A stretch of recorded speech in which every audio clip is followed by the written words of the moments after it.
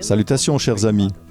Dans le livre « La tragédie des siècles », nous avons vu comment Dieu a suscité des personnes fidèles pour mettre en avant sa vérité et provoquer ce que l'on a appelé la réforme protestante.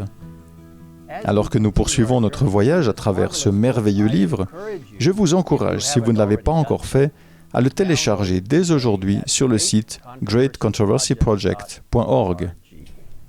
La parole de Dieu a été le fondement solide sur lequel la réforme a été construite. Lorsque des hommes courageux ont traduit la Bible dans les langues courantes du peuple, parfois au prix de leur vie, la nouvelle s'est rapidement répandue et les yeux d'un nombre croissant de personnes se sont ouverts et les cœurs se sont attendris pour accepter la belle vérité révélée dans les Écritures. Au fil du temps, le mouvement protestant s'est répandu dans toute l'Europe et malgré les persécutions, a continué à se développer. Dans certains pays, la lumière de la vérité biblique brillait et les gens l'acceptaient avec joie.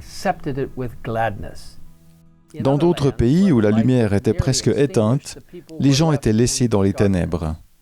Dans la tragédie des siècles, nous lisons « La guerre faite à l'Évangile sur le sol de France atteignit son point culminant sous la Révolution. Cet effroyable bouleversement fut la conséquence naturelle de la suppression de la parole de Dieu. »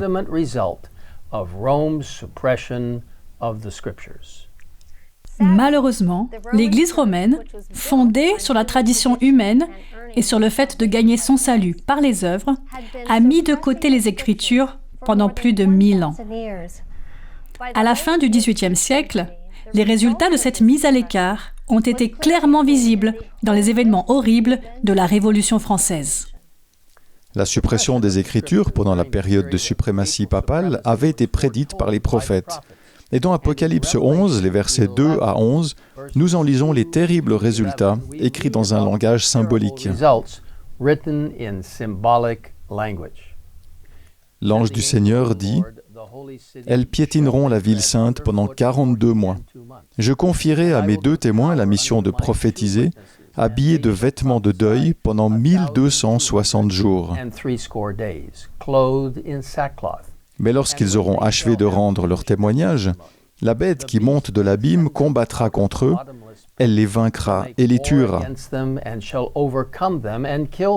Leurs cadavres resteront exposés sur la place de la grande ville qui s'appelle symboliquement Sodome et Égypte. C'est la ville où leur Seigneur a été crucifié. Tous les habitants de la terre seront dans la joie à cause de leur mort. Ils s'en réjouiront et échangeront des cadeaux, car ces 2 prophètes leur auront causé bien des tourments. Mais au bout de ces 3 jours et demi, un esprit de vie venu de Dieu entra en eux, et ils se dressèrent sur leurs pieds. La terreur s'empara de tous les assistants. Comment devons-nous comprendre cet important passage de la Bible ? Et pourquoi est-il important de le comprendre ? Tout d'abord, Dieu nous a donné des prophéties bibliques pour nous assurer qu'il connaît l'avenir et que nous pouvons faire confiance à sa parole. Nous pouvons être assurés que ce qu'il a dit arrivera effectivement. Les prophéties bibliques se sont avérées vraies au fil des siècles. Non seulement elles nous avertissent des choses à venir, mais elles nous donnent de l'espoir pour l'avenir, ainsi que la certitude que Dieu sera à nos côtés pour faire face à cet avenir. Alors, comment comprendre cette prophétie du livre de l'Apocalypse ? En l'analysant progressivement et en reconnaissant qu'elle est écrite dans un langage symbolique.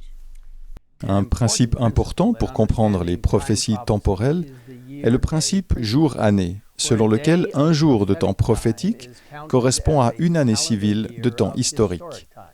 Il s'agit d'un principe biblique très important. Et bien que nous n'ayons pas le temps d'approfondir cette étude, je vous encourage à visiter le site indiqué à l'écran pour en savoir plus. Les périodes de temps mentionnées dans Apocalypse 11, versets 2 à 11, 42 mois et 1260 jours, sont les mêmes. Elles représentent toutes 2 la période pendant laquelle le peuple fidèle de Dieu subira l'oppression de Rome. Les 1260 ans de suprématie papale ont commencé en l'an 538 et devait se terminer, selon la prophétie, en 1798. Et c'est exactement ce qui s'est passé.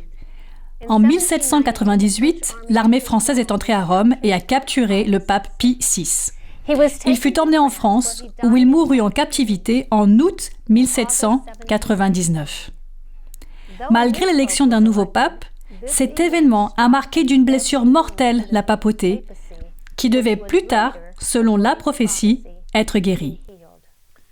Les deux témoins, mentionnés dans l'Apocalypse 11, verset 3, et décrits au verset 4 comme deux oliviers et deux chandeliers, représentent les Écritures de l'Ancien et du Nouveau Testament.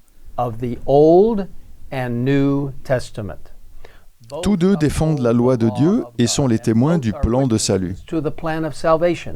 Au verset 3, ils sont décrits comme habillés de vêtements de deuil pendant les 1260 ans de suprématie papale, lorsque l'Église a cherché à supprimer leur témoignage.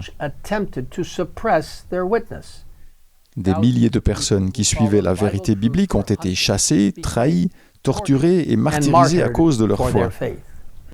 Cependant, même pendant les périodes les plus sombres, Dieu a eu des gens qui ont continué à être fidèles en partageant sa parole. Le livre de l'Apocalypse nous donne des avertissements contre ceux qui cherchent à changer ou à piétiner la parole de Dieu. Au chapitre 11, verset 5, nous lisons que le feu sort de la bouche des deux témoins de Dieu, c'est-à-dire l'Ancien Testament et le Nouveau Testament.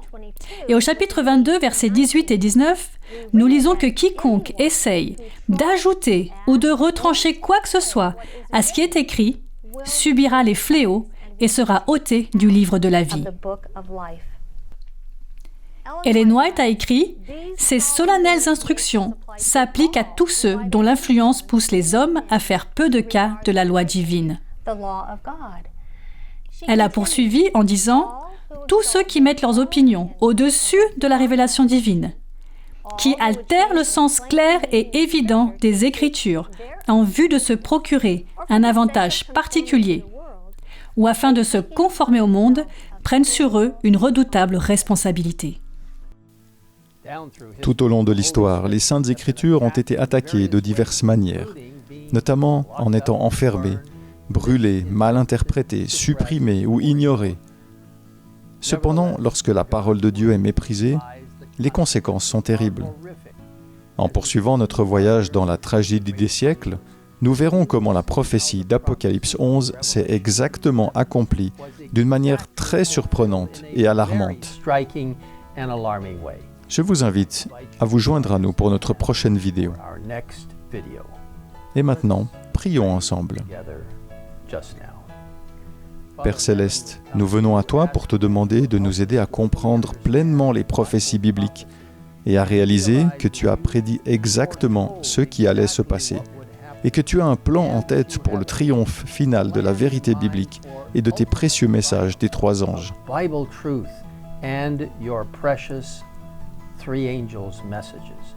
Nous te remercions pour tout ce que tu as fait à travers ceux qui ont défendu fermement la Bible à travers les siècles. Aide-nous à faire de même aujourd'hui. Nous te le demandons au nom de Jésus. Amen. Amen.